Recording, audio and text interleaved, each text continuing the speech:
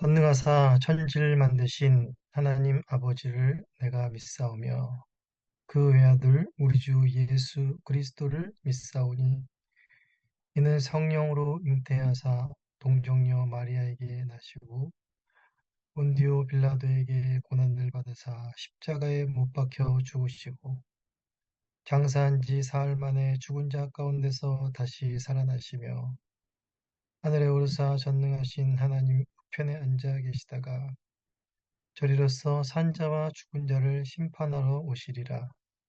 성령을 믿사오며 거룩한 공예와 성도가 서로 교통하는 것과 죄를 사하여 주시는 것과 몸이 다시 사는 것과 영원히 사는 것을 믿사옵나이다. 아멘.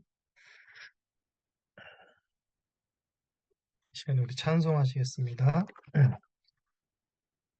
찬송가 208장,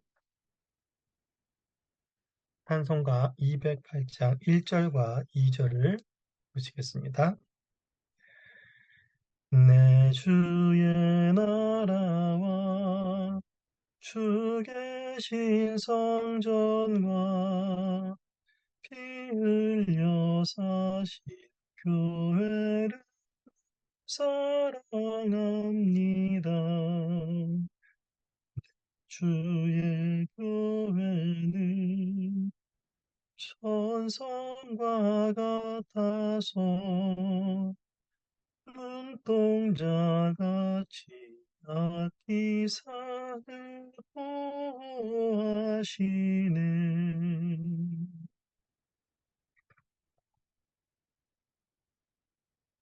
하나님 말씀 보시겠습니다. 하나님 말씀은 마태복음 19장 1절에서 12절의 말씀입니다.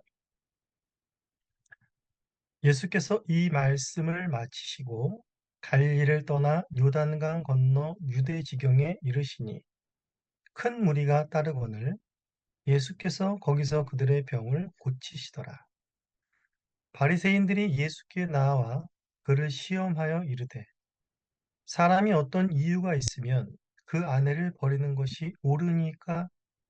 예수께서 대답하여 이르시되 사람을 지으신 이가 본래 그들을 남자와 여자로 지으시고 말씀하시기를 그러므로 사람이 그 부모를 떠나서 아내에게 합하여 그 둘이 한 몸이 될지니라 하신 것을 읽지 못하였느냐? 그런즉 이제 둘이 아니요 한 몸이니 그러므로 하나님이 짝지어 주신 것을 사람이 나누지 못할지니라 하시니 여짜오되 그러면 어찌하여 모세는 이혼 증서를 주어서 버리라 명하였나이까? 예수께서 이르시되 모세가 너희 마음의 완악함 때문에 아내 버림을 허락하였거니와 본래는 그렇지 아니하니라. 내가 너희에게 말하노니 누구든지 음행한 이유 외에 아내를 버리고 다른 데 장가드는 자는 간음함이니라. 제자들이 이르되 만일 사람이 아내에게 이같이 할진대 장가들지 않는 것이 좋겠나이다. 예수께서 이르시되 사람마다 이 말을 받지 못하고 오직 타고난 자라야 할지니 어머니의 태로부터 된 고자도 있고 사람이 만든 고자도 있고 천국을 위하여 스스로 된 고자도 있도다. 이 말을 받을 만한 자는 받을지어다. 하나님의 말씀입니다. 하나님께 감사합니다. 예수님께서는 용서에 대한 말씀을 하신 후에 갈릴리에서 유대지경으로 장소를 이동하십니다. 이는 단순히 장소의 이동을 기록하는 것이 아니라 이제 예수님께서는 십자가로 향하는 마지막 여정의 기름을 알리는 것입니다. 예수님의 마지막 여정 속에서 여전히 수많은 무리가 따르고 있었고 무리들은 대부분 가난하고 병든 자들, 소외된 무리들이었습니다. 예수님은 그들의 병을 고쳐주셨습니다. 예수님이 걸어가신 십자가의 길은 바로 이런 모든 연약함을 친히 담당하기 위한 길이었습니다. 예수님이 유대로 향하여 십자가의 길을 걸으신 것은 잠깐의 육신의 고통에서 해방시켜주기 위한 것이 아니라 영원한 안식, 다시는 병드는 일이 없는 영원한 생명과 천국을 안겨주기 위한 것이었습니다. 그런데 이러한 때에 바리새인들이 예수님을 시험하러 나옵니다. 바리새인들은 늘 어떤 이유가 있으면 그 아내를 버리는 것이 옳으냐라는 질문을 합니다.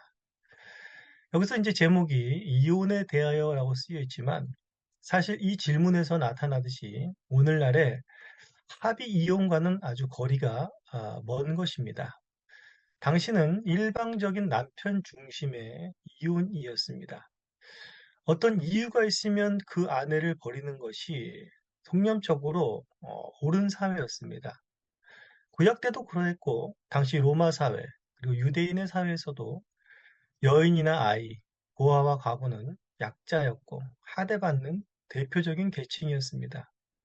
오늘날과 같은 인권은 기대를 할 수 없는 그런 시대였습니다. 바리새인들은 늘 철저히 예수님을 올무에 빠뜨릴 질문들을 준비해 왔습니다. 예수님이 빠져나갈 구멍을 자신들은 철저히 차단했다고 생각하지만 이들은 늘 예수님에게 이기지 못하였고 결과는 늘 우문현답이었습니다. 이번에도 마찬가지입니다. 이들의 계략은 이러했을 것입니다. 예수님이 당대의 관행에 따라 이유가 있으면 어떤 이유가 있으면 아내를 버려도 된다라고 하면 예수님을 따르던 수많은 여인들이 예수님과 제자들을 섬기고 따르고 있었는데 그들이 이제 돌아서게 될 것이고 또 만약에 아내를 버리면 안 된다라고 하게 되면 당대 유대인들이나 로마 사회가 지키고 있던 관행을 어기게 되는 것이고 사실상 우리가 이전에도 살펴보았지만 세례 요한이 죽은 것도 헤롯이 자신의 아내를 버린 이를 질타했기 때문이었습니다. 그러니 예수님도 이렇게 엮어버리면 공경에 처하거나 요한처럼 죽게 할 수 있다고 생각했을 것입니다. 예수님은 이미 산상수훈에서 무명한 이유 없이 아내를 버리면 간음이라고 말했었습니다. 그러나 여기서 예수님은 이혼을 해도 되냐, 안 되냐의 차원으로 대답하지 않으시고 보다 더 근본적인 차원으로 끌고 가십니다. 바로 창세기의 말씀을 상기시키면서 하나님이 남자와 여자를 지으셨다라고 말씀하시며 사람이 그 부모를 떠나 아내에게 합하여 그 둘이 한 몸이 될지니라 라고 하신 것을 너희가 읽지 못하였느냐라고 도리어 반문하십니다. 그러면서 하나님이 짝지어 주신 것인데 이것을 사람이 나누지 못할 것이다 라고 단언하십니다. 이에 바리새인들도 모세가 분명히 이혼 증서를 주어 버리라 하지 않았느냐라고 신명기 24절의 말씀을 근거로 예수님께 대항합니다. 신명기 24장에서는 아내에게 수치되는 일이 있을 시에 이혼 증서를 써서 자기 집으로 돌려보내라 라고 되어 있습니다. 여기서 수치되는 일을 당시 유대인들은 크게 두 가지로 해석을 했습니다. 첫째로는 음행한 경우였고 또 두 번째로는 남자가 아내를 보고 수치스럽게 느끼는 모든 경우였습니다. 가령 남자가 자기 아내가 이제는 더 이상 결혼 초기보다 사랑스러워 보이지 않는 것이었습니다. 또 하는 행동이나 말들 이런 것들이 이제 자기 마음에 들지 않는 부분이 있는 것입니다. 그렇게 된다면 신명기 율법에 의거하여서 아내를 언제든지 버릴 수가 있었던 것입니다. 그야말로 참 남자들의 대세인 세상이었던 것이지요. 이에 대해 예수님은 너희가 모세의 율법을 완전히 잘못 해석하고 그릇된 행동을 하고 있음을 말씀해 주십니다. 율법에 그리 명한 것은 이혼을 합법화해 주기 위한 것이 아니라 너희의 마음이 완악해서 그렇다는 것입니다. 본래는 이러한 일이 일어나면 안 된다라는 것이지요. 즉, 이혼이라는 것은 남녀가 결혼하여 갈라지는 것이 바로 사람의 뜻이나 힘으로 되어져서는 안 되는 일인데, 이러한 일이 벌어졌다는 것은 얼마나 죄가 심각한 세상인지를 먼저 말씀해주고 계신 것입니다. 이들의 죄악은 여자를 버렸다는 것보다 영적으로 훨씬 더 큰 죄악인 것입니다. 바로 하나님이 나누지 못하게 하신 것을 하나님의 말씀을 악용하여 율법으로 합법화시켜서 나누어 버리는, 나누어 버리고 버리려는 그런 엄청난 죄를 저지른 것입니다. 하나님 나라의 질서를 파괴하고 하나님 말씀을 이용하여서 자신들의 악행을 합법화한 교활한 행위였던 것입니다. 하나님께서는 이런 자들에 의해서 희생되고 비참한 삶을 살 수밖에 없는 여인들을 보호하고 지키시고자 신명기의 율법을 명하신 것입니다. 예수님의 이 말을 들은 제자들은 그러면 장가들지 않는 것이 좋겠습니다. 라고 말을 합니다. 제자들은 왜 독신으로 사는 것이 낫겠습니다. 라는 말을 했을까요? 예수님은 원래 이혼은 안 되는 일이다. 음행한 일 외에는 안 된다. 라고 한 그 말씀이 제자들에게 부담이 되었을까요? 오늘날은 어떻습니까? 이혼의 사유가 음행인 경우만이 있던가요? 거의 대부분은 성격 차라는 것으로 이혼을 하게 됩니다. 둘이 하나가 되고 결혼 생활을 잘 유지해 나간다는 것이 음행만 하지 않았다고 해서 가능한 것이 아닌 것을 당시에도 우리도 잘 알고 있습니다. 제자들도 아마 삶 속에서 하나님의 뜻대로 다시 결혼 생활을 해 나간다는 것이 그렇게 쉽지 않다라는 것을 잘 알고 있었을 것입니다. 하지만 여기에서도 예수님에 대한 대답은 한결같습니다. 그렇다고 해서 혼자 사는 것이 그런 것이 보편적인 것이 아니라 특별한 경우다라고 예수님께서는 말씀하신 것입니다. 예수님께서 말씀하시고자 하시는 것은 하나님은 여전히 결혼하여 무너진 창조의 질서를 다시 회복하기 원하신다라는 것을 말씀해 주고 있습니다. 18장부터 하나님께서는 천국을 갈망하는 제자들에게 천국의 질서가 심각하게 망가져 있다는 사실을 말씀하시고 오늘 이혼의 문제를 통해서도 심각성을 드러내셨습니다. 그러나 예수님은 그 심각성을 드러내려는 것만이 목적이 아니라 하나님 나라의 질서가 회복되고 또 하나님 나라의 통치가 이 땅 가운데 온전히 서게 하는 것이 목적이었습니다. 이런 회복이 제자들의 힘으로, 인간의 힘으로는 도저히 불가능한 것이었습니다. 이는 이 말씀을 하신 예수님에 의해서만이 가능해지는 것입니다. 하나님의 나라의 무너진 모든 질서를 다시 회복시키시고 이 땅에 하나님 나라가 임하게 하기 위하여 주님은 십자가의 길을 묵묵히 걸어가고 계신 것입니다. 여러분도 오늘날도 남녀 사이의 갈등이 세상의 남녀 사이의 갈등에서 세상이 낼 수 있는 답은 이혼 아니면 독신 둘밖에는 없다고 해도 과언은 아닙니다. 믿는 사람들에게도 믿는 부부들에게도 동일한 갈등과 힘듦이 삶 속에 있습니다. 하지만 그리스도께서는 십자가를 통하여 이 갈등들을 제거하시고 무너진 남녀 간의 가정의 질서를 다시 회복시키셨습니다. 부부가 그리스도의 십자가를 바라볼 때 무너진 하나님 나라의 질서는 다시 회복될 것입니다. 오늘도 우리의 믿음의 가정을 온전히 세우시는 그리스도께 감사하시고 늘 우리 가정에 주님의 다스림 가운데 평안을 누릴 수 있도록 이 시간도 함께 마음을 모아 기도하시도록 하겠습니다. 같이 기도하시겠습니다.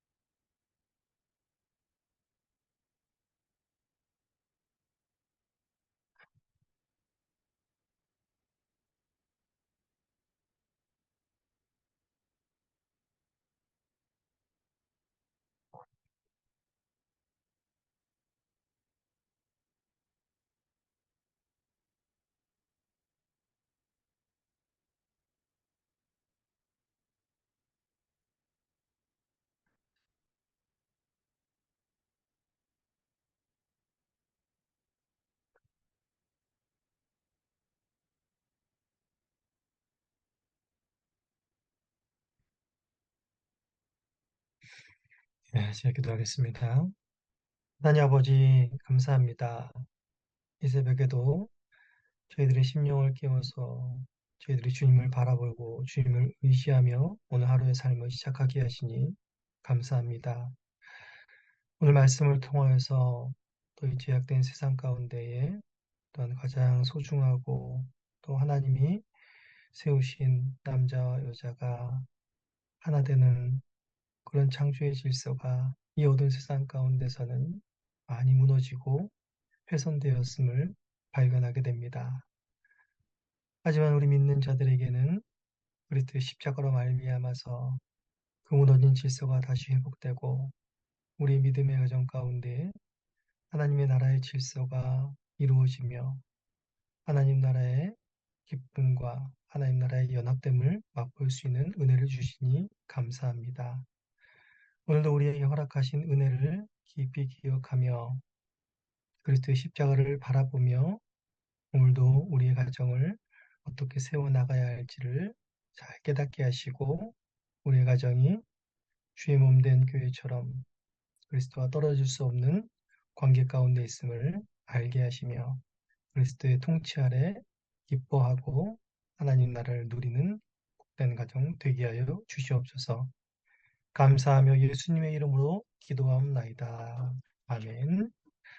다 함께 주님께서 가르쳐 주신 기도로 기도회를 마치겠습니다. 하늘에 계신 우리 아버지여, 이름이 거룩히 여김을 받으시오며 나라가 임하시오며 뜻이 하늘에서 이루어진 것 같이 땅에서도 이루어지이다. 오늘 우리에게 일용할 양식을 주시옵고 우리가 우리에게 죄 지은 자를 사하여 준 것 같이 우리 죄를 사하여 주시옵고 우리를 시험에 들게 하지 마시옵고 다만 악에서 구하시옵소서. 나라와 권세와 영광이 아버지께 영원히 있사옵나이다. 아멘. 오늘도 복된 하루 은혜와 평강이 임하시기를 간절히 소원합니다.